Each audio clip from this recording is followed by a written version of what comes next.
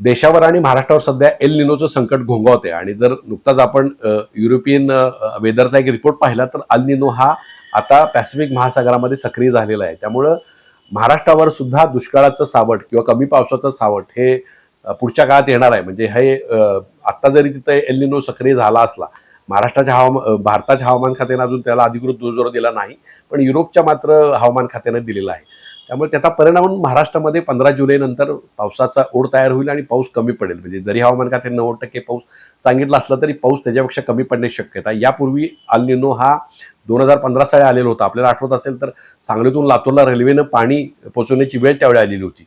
त्यामुळे या काळामध्ये सुद्धा पाऊस जर चांगला पडला नाही, कारण 15 जुलैपर्यंत साधारण पाऊस पडेल. म्हणजे कोयना धरण 105 टीएमसी आहे, वारणा धरण 34 टीएमसीचं आहे.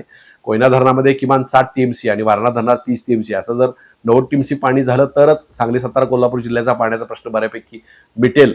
अन्यथा ही जर धरणं भरली नाहीत किंवा कमी पाऊस पडला तर मात्र शेतकऱ्यांना चिंता करावी लागेल, नागरिकांना चिंता करावी लागेल, शहरांना पाणी कपात करावं लागेल.